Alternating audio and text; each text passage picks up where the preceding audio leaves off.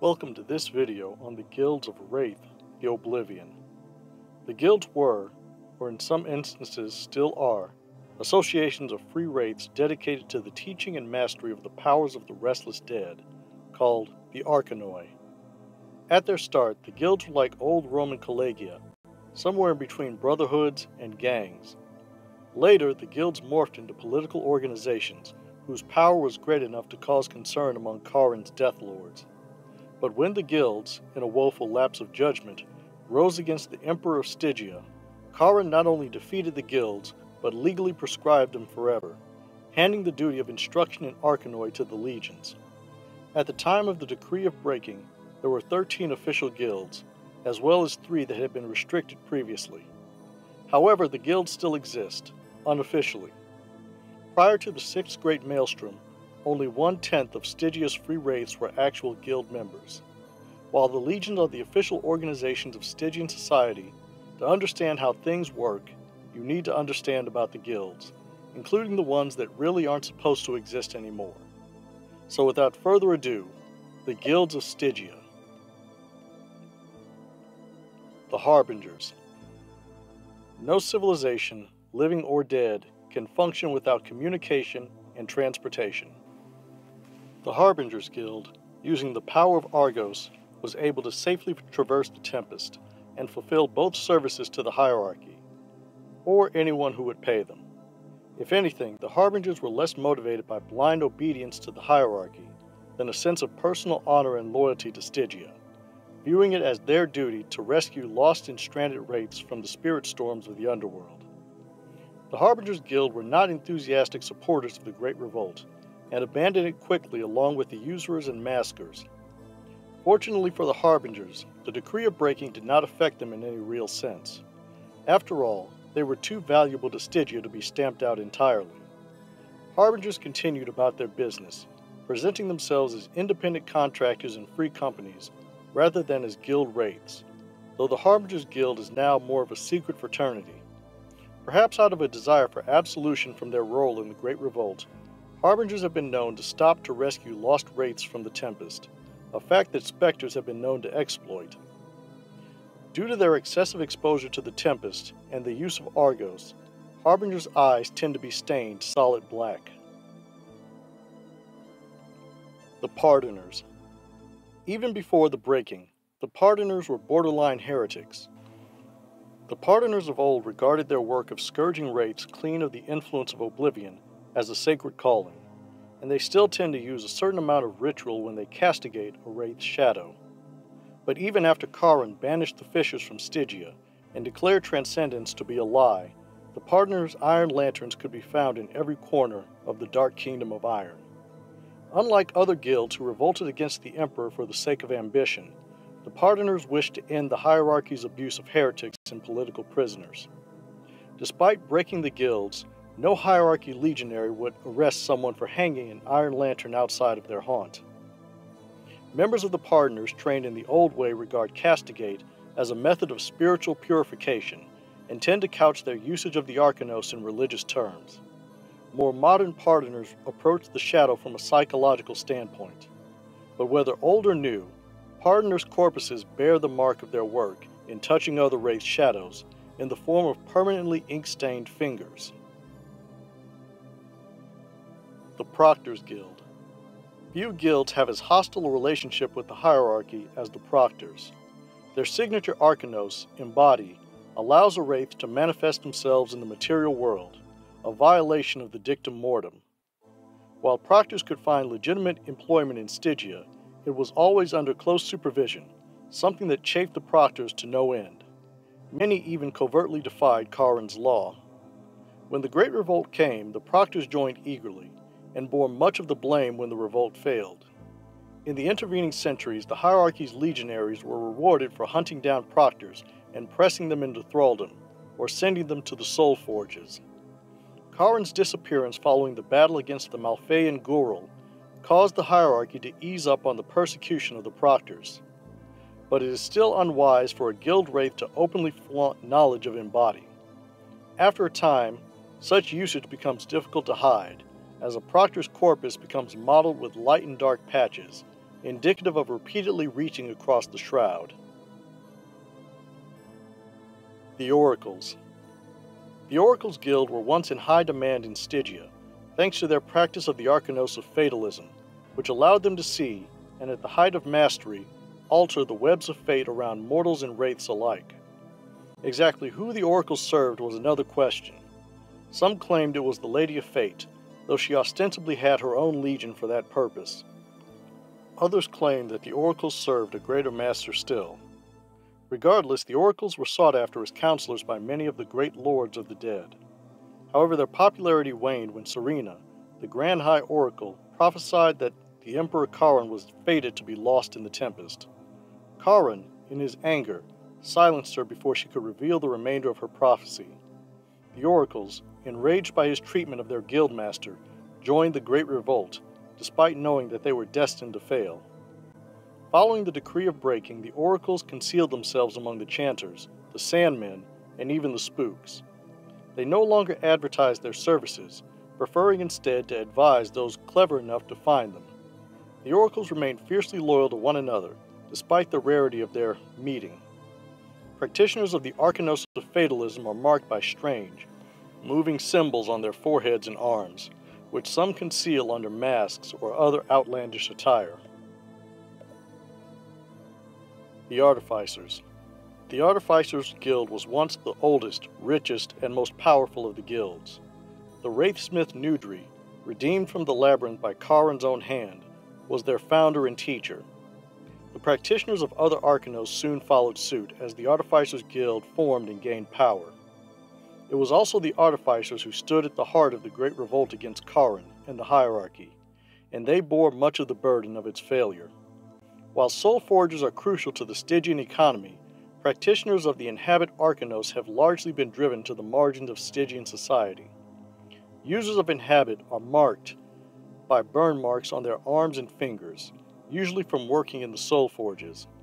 But artificers of a more technological bent have turned their Arcanos towards machines and computers, and tend to have traceries of either gearwork or circuitry on their wraithly corpuses instead. The Chanteurs. The Chanteurs are the musicians and troubadours of the underworld, either brightening or darkening the fading emotions of the restless dead with their Arcanos of keening. The Chanteurs were never humble, as their patrons were usually the elite of Stygia, who paid well for their services, in order to generate some fresh pathos in their long-dead souls. By the time of the Great Revolt, the Chanteurs were so arrogant that they believed the rebellion would succeed for their participation, and were genuinely shocked for decades after its failure. The Chanteurs were subsequently hunted for their part, but many were protected by their patrons, who were willing to defy the Emperor of Stygia for the sake of those who entertained them and fed them with emotion.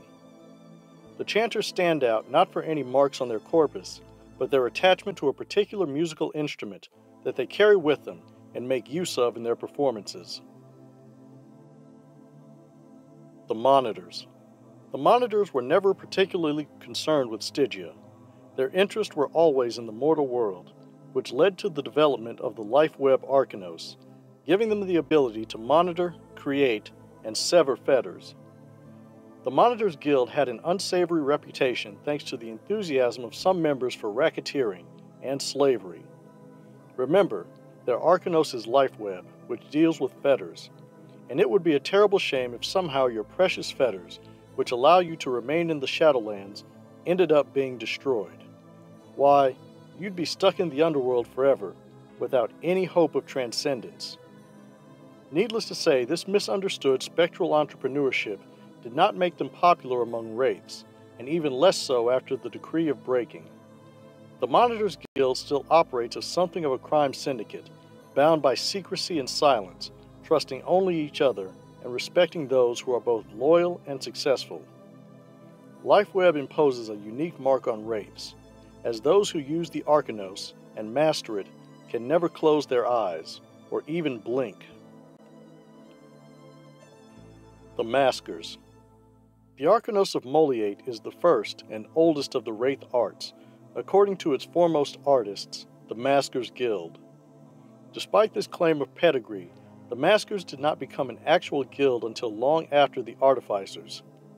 Moliate was, and still is, one of the most demanded Arcanos in Stygia and the Shadowlands. Even the dead have their vanities, and the Masquers can fulfill them by altering a wraith's corpus into beautiful or terrifying forms. The Masquers themselves were also called upon to use their arts in more punitive ways. Thralls and criminals could be changed into useful forms without soul-forging them. For example, turning them into the lobotomized bloodhounds of the Death Lords, known as Barghests. Given that the Masquers could appear to be anyone, or even transform parts of their corpus into weapons, made them ideal spies and assassins, because sometimes statecraft calls not for death, but for oblivion. The Masquers Guild withdrew from the Great Revolt almost as quickly as they joined it, causing them to be mistrusted by both guild wraiths and hierarchs later. But nearly every citadel has a Masquer in its employ, but those who are known practitioners of Moliate, whether guild wraith or not, are watched closely. The Spooks. The Spooks are only a guild in the loosest sense of the word, united in their collective desire to cause trouble and entertain themselves, by use of the outrage Arcanos, the ability to transform pathos into pure kinetic force, both in the underworld and the skinlands. The Spooks made for excellent guards and mercenaries, but their true existence as a proper guild began when they allied with the Artificers, as the combination of outrage and inhabit could be used to create valuable relics in the Shadowlands. The decree of breaking was not as hard on the Spooks as it was on more respectable guilds. They simply returned to their roots as fighters and troublemakers, reconciling with the Haunters Guild, who also found themselves on the wrong end of the dictum mortem. The use of the outrage Arcanos alters a Spook's corpus, giving some of their muscles a misshapen appearance. The Haunters Guild. The Haunters Guild have the reputation of being useful, but not wraiths one would allow among polite company. And small wonder, given that their Arcanos, Pandemonium, is used to scare the crap out of the living. The primary purpose of the Haunters Guild was to use their wildling art to clean places of mortal inhabitants, typically by running them off, or worse. Unfortunately, Pandemonium has a tendency to twist the user as much as it does the senses of its targets. It has been theorized, by those who make study of the cosmos and its energy, that the Haunters have somehow managed to channel fragments of the wild left in the underworld from the creation of the universe into their Arcanos. The Haunters joined the Great Revolt with a double treachery in mind, for it was not Kharon they wished to overthrow, but the Artificers, as the foremost of the guilds. Thankfully, their plan was never realized.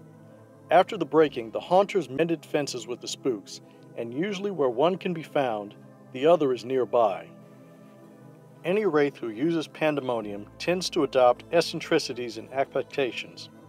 As an inside joke, Haunters craft swirling black cloaks as a nod to their shared love of theatrics. The Sandmen. The dead may slumber, but they do not dream, not truly, but they do remember what it was like to dream. The Sandmen Guild practiced the art of phantasm, the ability to draw a sleeping mortal from their flesh into the Shadowlands, as their unwitting traveling companion and audience in the Sandman's theater formed from dream stuff. The Sandmen are dramatists par excellence, and once were the most popular entertainers of Stygia, though the Chanteurs Guild might disagree. Great lords of the dead bid against each other to patronize the most famous Sandmen and partake of the dream theaters they could construct from wisps of dream stuff, harvested from the sleeping, as well as pathos. The breaking did not affect the Sandmen as it did other guilds. To the Sandmen, phantasm is not a profession, or even an art. It is a passion and a calling. Troops of Sandmen travel from necropolis to necropolis, all along the great river of death in the Shadowlands, partaking of dreams, performing, and telling stories to the restless dead. Practitioners of phantasm bear a faint radiance, the result of gossamer from mortal dreams clinging to them like luminescent dust. The Puppeteers.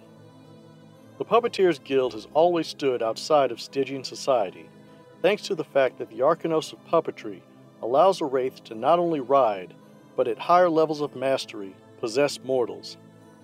The Puppeteers have been restricted by Kharon dating back to the founding of Stygia, which led to a personal animus between the guild and the Emperor.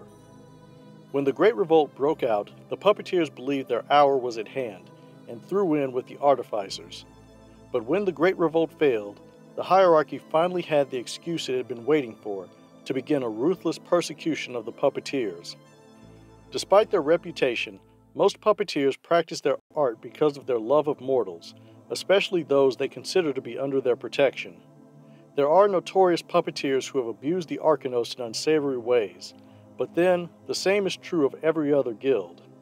Some Puppeteers gain a level of power that permits them to re-inhabit their old bodies in a mimicry of life, though it is little discussed, even within the guild. Puppeteers have a tendency to pick up ticks from mortals they skin ride. The Usurers. Even in death, there's no such thing as a free lunch. The usury Arcanos allows the transference of pathos and corpus between wraiths and mortals. The Usurers Guild was one of the most powerful guilds in Stygia, and proud of it. So proud that they joined the Great Revolt at its inception. However, as one of the most calculating guilds, the Usurers were the first to recognize that they were on the losing side, and abandoned the Artificers. Without the Usurers' stores of pathos and corpus, the revolt went from an eventual failure to a catastrophic defeat. The other guild wraiths who believed in the righteousness of the revolt and who survived Charon's wrath have never forgiven the Usurers. In response, the Usurers have become incredibly clandestine. Those who want to do business with the Usurers, whether buying or selling, have to deal with secret signs and intermediaries, set in place to protect the Usurers from both the hierarchies and other guild wraiths, before meeting with the Usurers themselves. This has restricted their volume of business, but allows the Usurers to charge that sweet black market premium that makes so many purveyors of illegal goods and services among the living rich.